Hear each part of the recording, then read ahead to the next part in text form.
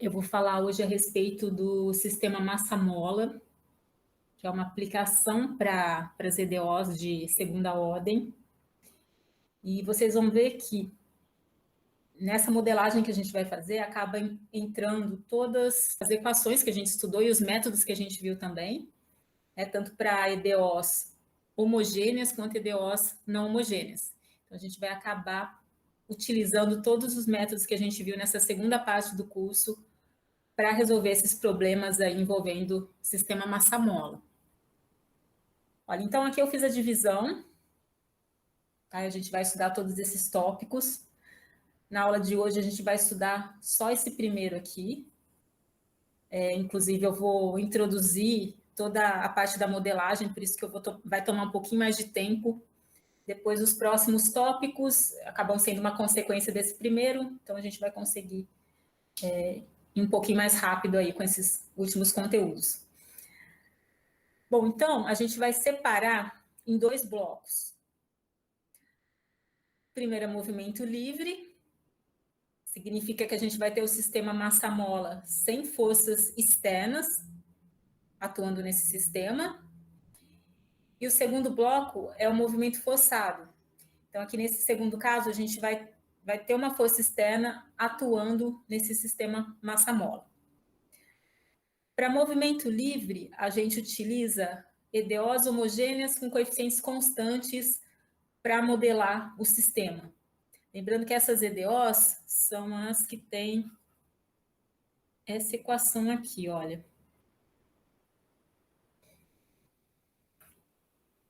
Então, são EDOs homogêneas, né, o termo independente é nulo, e com coeficientes constantes. A, B e C aqui são constantes reais. Então, a gente vai ver que é possível modelar esse movimento livre a partir do EDO que tem essa cara. E para o movimento forçado, né, a gente vai ter uma força exterior agindo no sistema. Então, a gente vai utilizar EDOs não homogêneas com coeficientes constantes. Então, no caso, vai ser essa mesma expressão, mas aqui no termo independente a gente vai ter uma F de X, que vai simbolizar essa força externa atuando no sistema. Bom, para resolver EDOs desse tipo, a gente utiliza aquele método que envolve equação característica, né? Então, a gente determina a equação característica, as raízes, e a partir das raízes a gente monta as soluções. E para esse segundo caso aqui, do movimento forçado, entram os métodos dos coeficientes da determinar e variação de parâmetros. A gente viu nas duas últimas aulas. Então, acabei entrando nessa segunda parte aqui. Bom, e cada um desses blocos são subdivididos em não amortecido e amortecido. No caso do não amortecido, a gente vai considerar o nosso sistema sem resistência nenhuma. Tá? Então, aqui é sem nenhum tipo de resistência. E aqui no amortecido, a gente pode imaginar, por exemplo, o nosso sistema massa-mola submerso em um líquido. Né? Então, vai criar uma certa resistência aí. Tá? Então, a gente vai subdividir aí nesses casos, né? Tanto para o movimento livre quanto para o movimento forçado. Então, na aula de hoje, a gente vai começar pelo movimento livre não amortecido. Tá? Então, esse primeiro tópico. Bom, então, movimento livre não amortecido. Como eu disse para vocês, é livre de forças externas, então não tem nenhuma força externa atuando no sistema e também não tem nenhum tipo de resistência. Inclusive, a resistência do ar a gente está desprezando nesse caso. Olha, então a gente vai imaginar as seguintes situações. A primeira situação é essa. Eu tenho a mola pendurada, né, suspensa, e estou supondo que o comprimento dela é igual a L. Tá? Então, considerem essa mola de comprimento L. Eu vou, então, acoplar um bloco de massa M nessa mola, e a partir do momento que eu acoplo esse bloco de massa M, a mola começa a descer, né, por causa do peso desse bloco, aí ela vai passar por essa posição aqui, que eu vou considerar como sendo a posição de equilíbrio, e vai continuar descendo até essa posição. Então, aqui na terceira figura, eu tenho amplitude máxima desse movimento, e esse movimento é um movimento oscilatório, e pelo fato de não ter resistência, ele vai ser um movimento infinito. Tá ok? Então, esse bloco vai ficar oscilando em torno aqui da nossa posição de equilíbrio, uma dada amplitude A, né, infinitamente. Esse movimento ele é conhecido também como movimento harmônico simples. Tá? Então, esse é o primeiro caso que a gente vai estudar.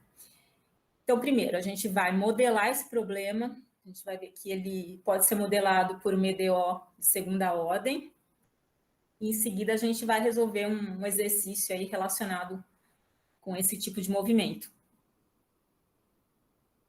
Bom, só uma observação, a gente vai considerar esse sentido que eu coloquei aqui do lado, né, de cima para baixo, como sendo positivo. Na posição de equilíbrio, né, que é essa segunda figura aqui, a gente vai considerar o deslocamento como sendo zero, tá? Então, na posição de equilíbrio, o deslocamento do bloco, no caso, é zero. Se eu estiver acima desse ponto de equilíbrio, eu vou ter valores negativos, né? Já que minha orientação é de cima para baixo. Então, eu vou ter valores negativos e abaixo dessa posição de equilíbrio, valores positivos. Tá? Então, imaginem como se a gente tivesse aqui a reta real. Então, aqui eu tenho o valor zero.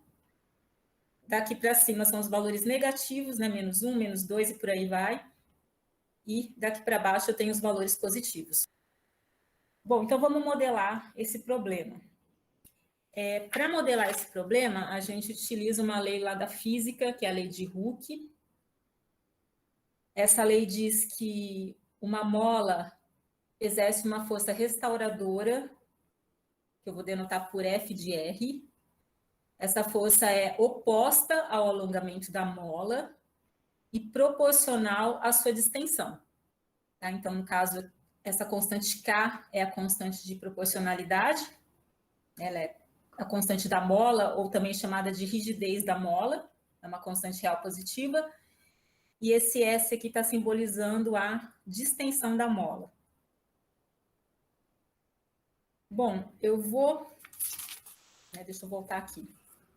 Se a gente olhar para essa segunda figura, então, pela lei de Hooke, a gente tem que essa força restauradora, né, que é a força elástica da mola, ela é igual a constante K multiplicado pela distensão. Tá? Então, nesse caso, a distensão é exatamente S. No caso, L é o comprimento da mola, né? Então, a mola não distendida, ela tem comprimento L. E aqui, no caso, a distensão é igual a S. Então, esse é o valor da força restauradora quando o bloco está na posição de equilíbrio. E, nesse caso, a força restauradora, né, no caso da posição de equilíbrio, ela é igual ao peso do meu bloco. Tá? Então, nessa posição, eu tenho que a força restauradora é igual ao peso. Tá? No caso aqui, eles são opostos e com mesma intensidade. Bom, nessa terceira figura, eu tenho o seguinte, que essa força restauradora vai ser proporcional à distensão, que nesse caso é S mais X.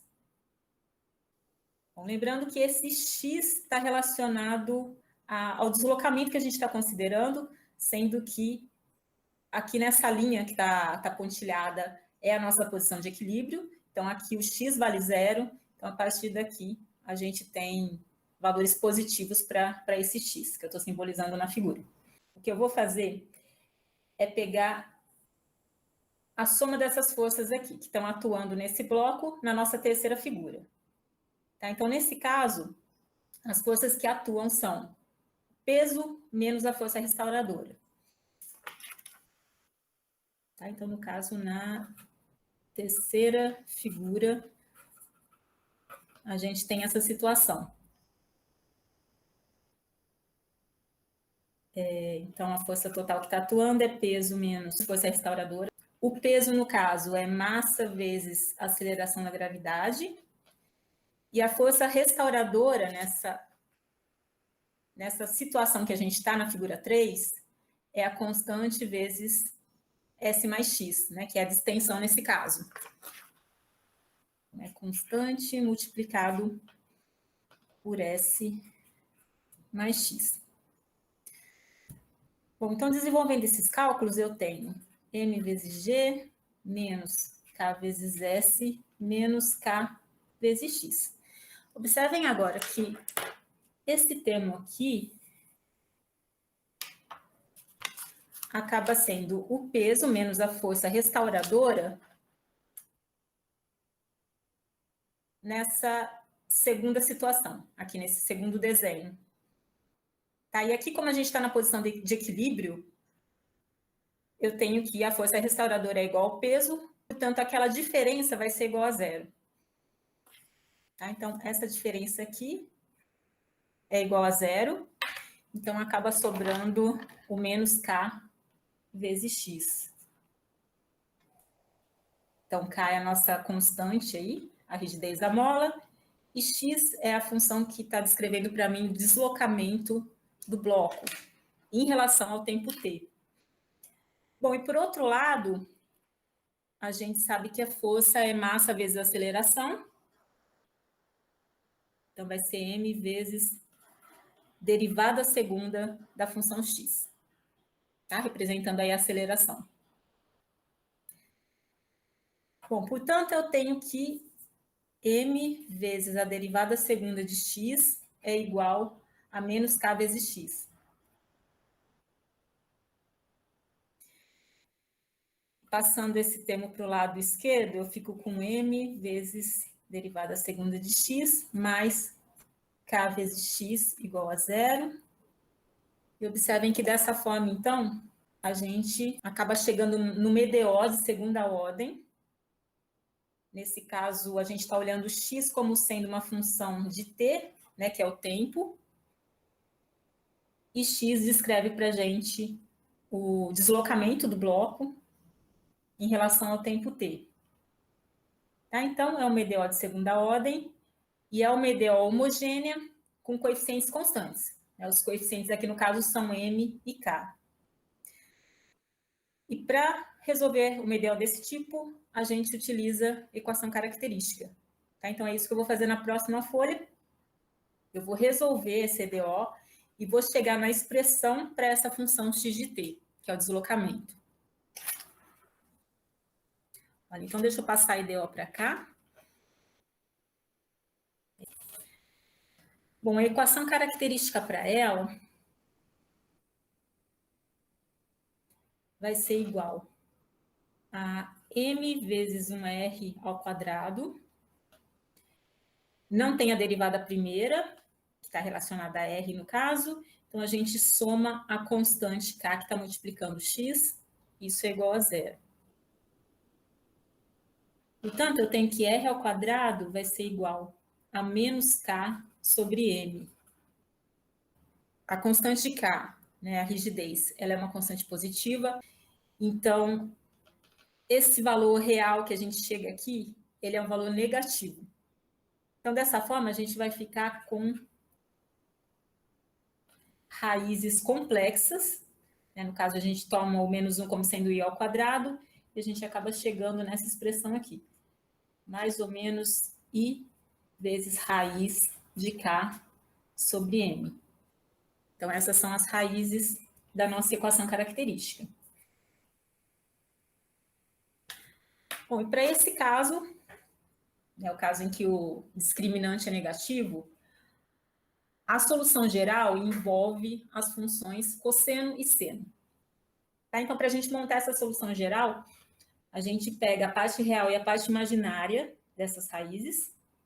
Nesse caso, a parte real é nula e a parte imaginária, que é o elemento que está multiplicando i, é essa raiz aqui de k sobre m. Portanto, a nossa solução, né, a solução geral para essa EDO, ela vai ter esse formato aqui. Então, a gente faz a combinação de exponencial de alfa vezes t, vezes cosseno de beta vezes t, mais uma constante C2 vezes exponencial de alfa t, vezes seno de beta t. Essa daqui é a fórmula geral. Então, substituindo alfa igual a zero e beta igual a raiz de k sobre m, a gente chega nessa expressão aqui. Então, vai ficar C1, essa exponencial de zero dá 1, aí eu vou ficar com cosseno de raiz de k sobre m vezes t, mais C2 vezes seno de raiz de k sobre m vezes t. Então, é essa equação para esse caso. Então, é essa equação que descreve a posição do bloco num dado instante t. Então, como eu disse para vocês, é um movimento oscilatório, né, oscila ali em torno do ponto de equilíbrio, né, da posição de equilíbrio, e é descrito, então, por essa equação. Bom, eu vou mostrar para vocês que tem uma equação equivalente a essa, e ela vai nos ajudar no seguinte sentido. Na hora da gente fazer esboço do gráfico dessa função, né, observem que pelo fato de a gente ter cosseno e seno envolvido aqui, fica meio complexo, né, fazer esse esboço. Então, vocês vão ver que tem uma equação equivalente a essa, que envolve apenas a função seno, e a partir dessa equação a gente consegue fazer o esboço sem dificuldade. Essa equação que a gente acabou de obter, que envolve seno e cosseno, né, uma combinação linear aí de seno e cosseno, é equivalente a essa equação aqui. Então, observem que aqui aparece esse A, que simboliza a amplitude do movimento. Aí a gente tem uma função seno, e aqui entra aquela mesma raiz de k sobre m que a gente obteve, e a gente está somando um ângulo aqui que eu estou chamando de φ. Bom, essa amplitude A é dada por essa expressão aqui. Então, a gente vai pegar as constantes, C1 e C2, né, que são essas constantes que apareceram aqui, e a gente vai elevá-las ao quadrado e fazer a soma e extrair a raiz. E esse ângulo φ que está aparecendo aqui na expressão, a tangente dele é a constante C1 dividido por C2. Basicamente, a gente faz o seguinte, olha, eu vou explicar para vocês por que essas equações são equivalentes. Vamos olhar para esse triângulo que eu construí aqui, no caso é um triângulo retângulo. Inicialmente, né, vamos supor que a gente tem esses valores, né, das constantes C1 e C2. Tendo esses valores, a gente monta esse triângulo retângulo. Pelo teorema de Pitágoras, a gente tem essa fórmula aqui. Então, no caso, a hipotenusa, que é a amplitude, ela acaba sendo a raiz de C1 ao quadrado mais C2 ao quadrado. Então, a gente tem essa expressão para amplitude. E se a gente fizer a tangente desse ângulo φ, isso vai dar C1 sobre C2, né? Que é o cateto oposto sobre o adjacente.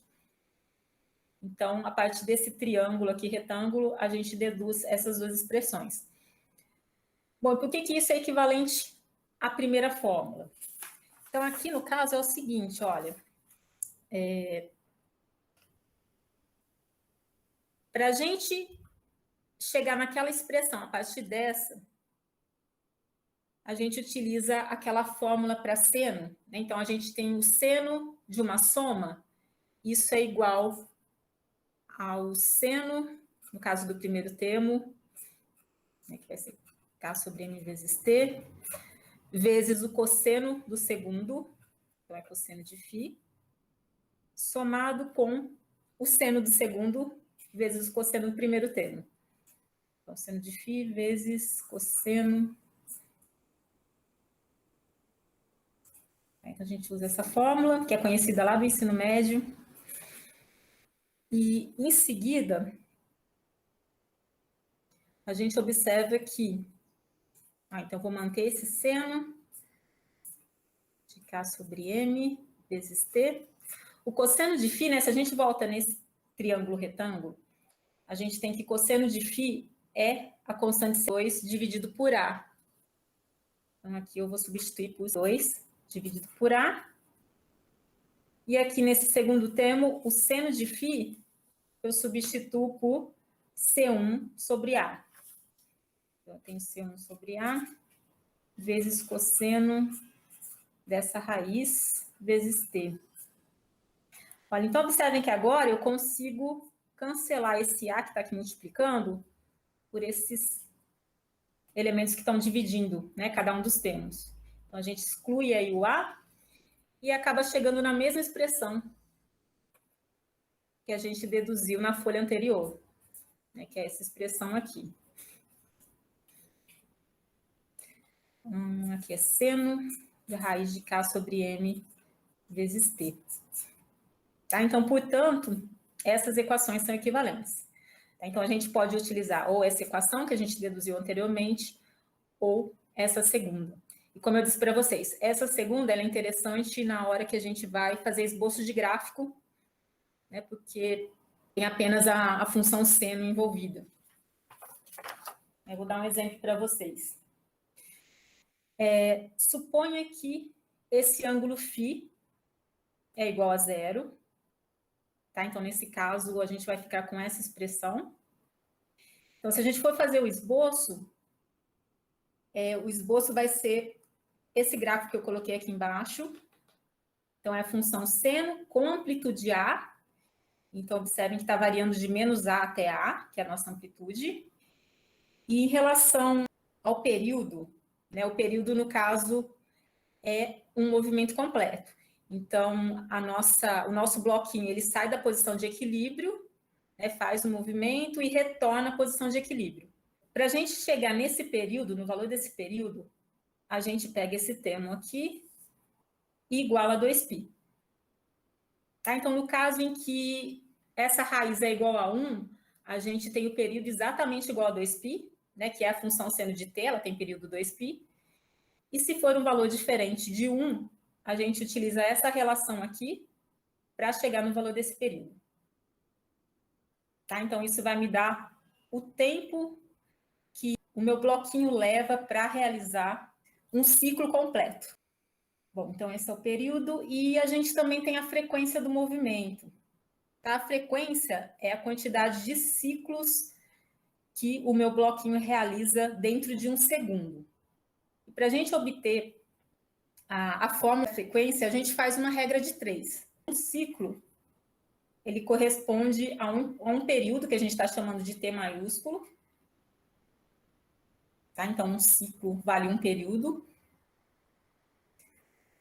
Portanto, dentro de um segundo, né, qual a quantidade de ciclos que eu tenho? Então, isso vai dar para a gente a frequência. Eu estou denotando por F minúsculo. Então, isso vai ser igual a 1 sobre T. É 1 sobre o período. Tá? E no caso, a unidade aqui, ciclos por segundo.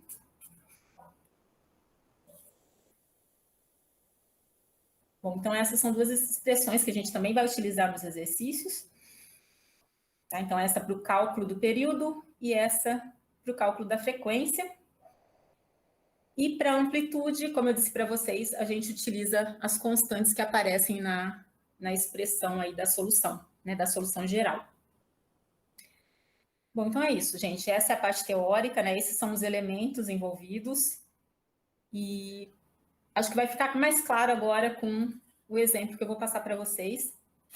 No caso desse exemplo, a gente vai trabalhar todos esses elementos que eu acabei de definir. Bom, então aqui a gente vai imaginar a seguinte situação. A gente tem um bloco, massa igual a 2 quilos. Tá? Deixa eu colocando os dados aqui embaixo. Então, a massa do bloco é 2 quilos. Ele está preso a uma mola com rigidez igual a 50 newtons por metro. Tá? Então, a nossa constante K é igual a 50. E essa massa está inicialmente a 0,25 metros acima do ponto de equilíbrio. Então, vamos pensar o seguinte, olha. Tá? Então, aqui eu tenho a mola, o meu bloquinho acoplado. E suponha que esse seja o ponto de equilíbrio. Né? Então, ele está oscilando aqui, para cima e para baixo. Então, eu sei que a distância desse bloco, né, no instante inicial, que é de 0,25 metros, né, 1 sobre 4. Entretanto, está acima da posição de equilíbrio. Tá? Como eu disse para vocês, nessa posição de equilíbrio, a gente toma o x como sendo zero. E o sentido que a gente considera é de cima para baixo. Tá? Esse sentido é o sentido positivo para a gente. Então, se o bloquinho está acima da posição de equilíbrio, significa que... deixa eu colocar aqui do lado. No instante inicial, eu vou ter menos 0,25. Tá? Pelo fato de estar acima da posição de equilíbrio, então a gente tem que considerar o valor negativo.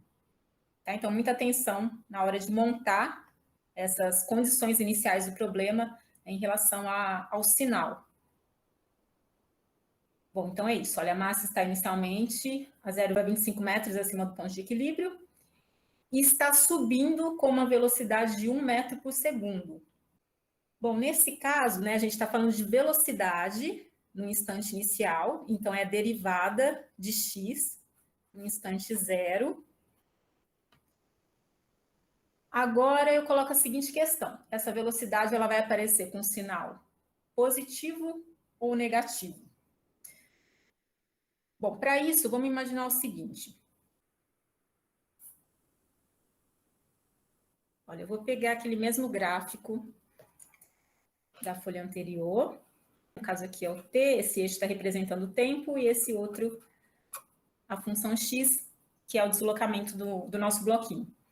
Esse bloco, ele está saindo da posição de equilíbrio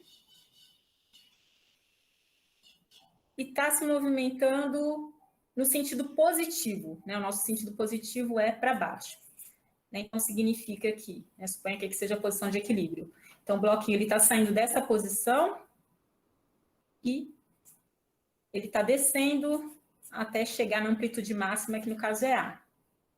A hora que ele atinge essa amplitude máxima, a gente vai estar nesse ponto aqui, olha. E observem que, nessa trajetória, a gente tem um crescimento da função x, consequentemente, a derivada vai ser positiva. Tá? Então, nesse trajeto aqui, a derivada é positiva. Bom, daqui até o ponto de equilíbrio, né, que é esse outro movimento aqui. Agora a gente vai sair dessa posição e voltar para a posição de equilíbrio. Né, seria esse outro trecho aqui da minha curva. Então, aqui a função está decrescendo, tá? Os valores de x estão diminuindo, então significa que a derivada é negativa. E ela continua decrescendo até chegar em menos a, que é o momento em que o bloquinho está lá em cima. Né? E no caso aqui a posição é menos a. Então, como ela continua decrescendo, né? É uma função decrescente, então a derivada também é negativa. E por último, né, ela vai desse ponto até o ponto de equilíbrio, né? Então ela vai fazer esse caminho aqui. E nesse caso a gente tem uma função crescente nesse intervalo e, portanto, a derivada é positiva.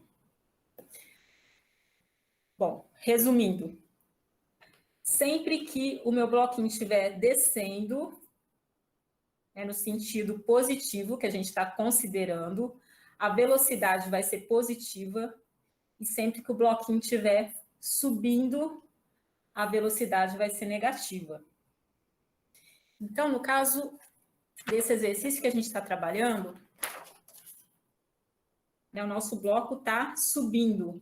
Portanto, essa velocidade deve ser tomada com sinal negativo. Então, é menos 1. Então, essas são as condições iniciais. Eu vou pegar a equação que a gente deduziu, né, ela já está deduzida. Deixa eu voltar aqui. Bom, então, eu vou pegar essa equação aqui. No nosso caso, o K e o M foram dados, né? O K, no caso, vale 50 e o M vale 2. Então, aquela expressão que aparece tanto na função seno quanto na cosseno, nesse caso vai ser raiz de 50 sobre 2, então vai dar raiz de 25, que é 5. Então, nossa expressão acaba ficando assim, olha. C1 vezes cosseno de 5t mais C2 vezes seno de 5t. Essa é a função, está representando esse movimento. E para a gente descobrir os valores das constantes C1 e C2, a gente utiliza as condições iniciais. Tá? Então, vou começar aplicando a primeira condição. Então, no ponto t igual a 0, eu acabo ficando com cosseno de 0, que vale 1. Então, vai dar C1 vezes 1, que é C1. E aqui vai aparecer seno de 0, que é 0. Então, a gente cancela esse termo, acaba ficando apenas com C1. E x0 é igual a menos 0,25. Portanto, daqui a gente obtém o valor da constante C1. Para aplicar a segunda condição, a gente tem que derivar primeiro a nossa função. Então, derivando em relação a t, eu vou ficar com menos esse 5, tem que aparecer multiplicando, então vai ficar 5C1 vezes seno de 5t, e derivando o segundo termo, isso me dá 5C2 cosseno de 5t. Aplicando em t igual a 0, agora vai esse primeiro termo que vai anular por causa da função seno, eu vou ficar apenas com o segundo, então isso vai me dar 5 vezes C2, o cosseno de 0 é 1, e por hipótese essa derivada é igual a menos 1. Portanto, a constante C2 é igual a menos 1 sobre 5.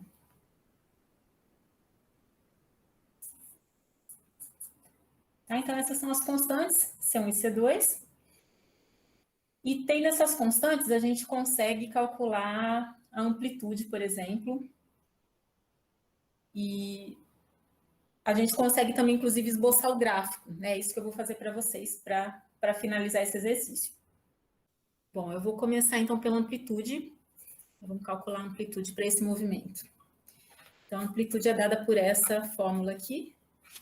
No caso, C1 é menos 1 sobre 4. A gente vai levar ao quadrado e somar com C2, que é menos 1 sobre 5. Levado ao quadrado também. Bom, então, resolvendo essa conta, a gente vai chegar nesse valor aqui. 41 sobre 460.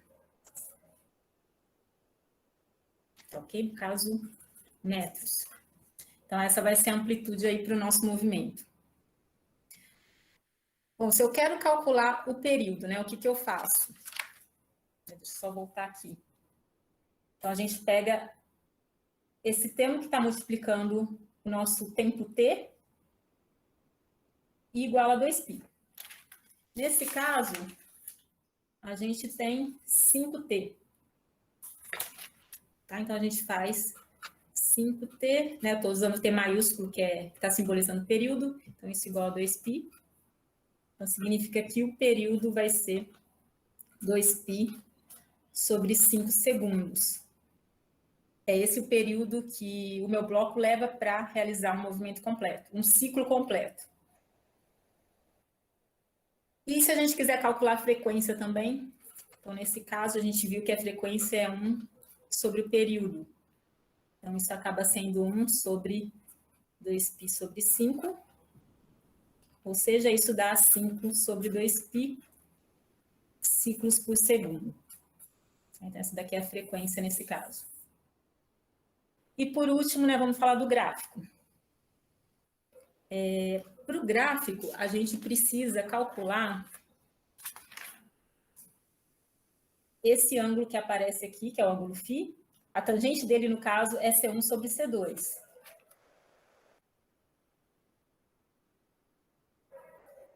Bom, C1 a gente viu que vale menos 1 sobre 4. E o C2 é menos 1 sobre 5.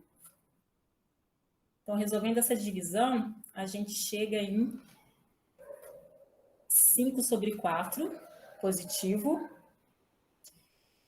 E o φ acaba sendo, então, o arco tangente desse valor. Pessoal, aqui seria interessante vocês utilizarem uma calculadora, tanto para passar isso daqui para decimal, né, esses valores todos, e calcular também esse arco tangente que está aparecendo aqui. Aí, na hora de desenhar o gráfico, vocês vão fazer o seguinte, né, deixa eu dar uma ideia para vocês. Vocês vão utilizar a amplitude, né, que no caso é esse valor aqui. Então, vocês marcam aqui a amplitude do movimento. Bom, esse comprimento aqui, vocês vão tirar dessa expressão, que é o período. Tá? Então, aqui tem que ter 2π sobre 5. No caso, a gente faz a conversão, né? Toma o π como sendo 3,14, né? Faz os cálculos, né? E obtém o comprimento desse período aqui. Então, isso está simbolizando para a gente um ciclo a partir desse ponto. Vocês podem estender isso. O desenho que eu fiz aqui está simbolizando apenas um período para esse movimento.